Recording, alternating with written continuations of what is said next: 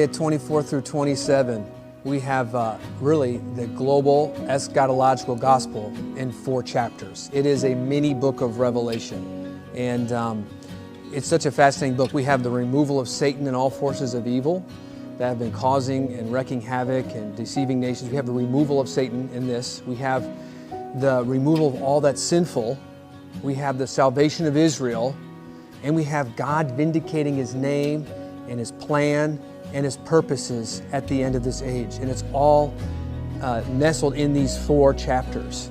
And it's one of my favorite sections of the book of Isaiah. Of course, I say that about many of the sections.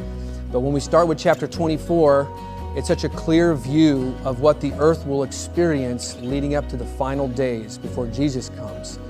It's very unfortunate, but it's the disintegration of human society. We see all these different groups that are just kind of no longer relating to each other anymore in the beginning of the chapter. The buyers, the sellers, the relationships are breaking down. Then we see the earth being emptied because of sin. It says that even humanity changes the everlasting ordinance. Instead of worshiping God, we worship ourselves. We worship the whole race, another image, and that causes the worst kind of climate change. That causes the worst kind of catastrophe on the earth. The earth is laden down with the curse of sin, and then because of God's judgment, it's teetering and tottering like a drunkard, or it's as frail as a hut, in a patch of a farm field. It's so frail and it's tottering, and that's because of the bowl judgments. Really, we're looking at Isaiah 24 near the end of the bowl judgments in the book of Revelation, and how it's being split open and emptied, and how human population is being devastated. So it's a really grim chapter. But really interesting, if you look at verse 16 in Isaiah 24, we see right around the darkest time of human history, a prayer movement exploding. See songs bursting out from the earth. Glory to the righteous one, to the Lord. And then right after that, we see Isaiah saying, woe is me, because I'm around a treachery. He actually uses the word treachery 5 times. He's looking at the betrayal of Israel in the covenant, this betrayal, this treachery. And he says that. Isaiah uses the treachery language quite a bit in the prophecy. And so he sees the worship movement, but he's also seeing Israel being betrayed. And he's saying, woe is me, this is terrible. And we're seeing how also the earth under the heaviness of sin.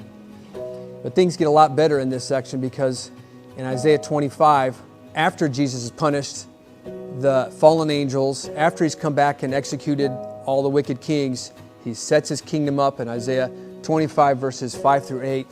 He breaks the veil that's blocking every nation from knowing the Lord. He sets a feast up. He wipes tears from every face, from all peoples. Jesus becomes the Savior of the earth. And it's very inclusive language. It's not only for Israel. He's the Savior to all. And they're all coming and making pilgrimage, seeing Him, encountering Him in His glory. These are people in natural bodies. The whole earth is being touched by the Lord in His return. And then really this section has a lot of songs. Songs of Israel singing of the redeemed, that God is worth waiting for. His plans are righteous. His judgments bring correction. His judgments bring righteousness. And that Israel's rebuke has been removed. Actually, their whole reality is shifted in this section. Their salvation is completely realized. Their rebuke is gone.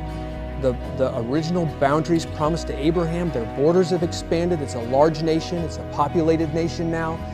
That Israel will bud and fill the earth with fruit. They're connected to Jesus, and they're going to be they're going to carry the aroma and the Jesus's qualities to the nations and impact the nations like a vine would spread across the earth. Israel's having that. And so we see Israel doesn't even remember, it says they won't even remember their oppressors in the coming age because of how good God is and what they're enjoying about His leadership. So this section, again, has the very grim parts of the judgments and what the earth will have to go through, but also some of the most glorious parts and what the entire earth and Israel itself will receive in salvation when the Lord returns. It's a phenomenal section.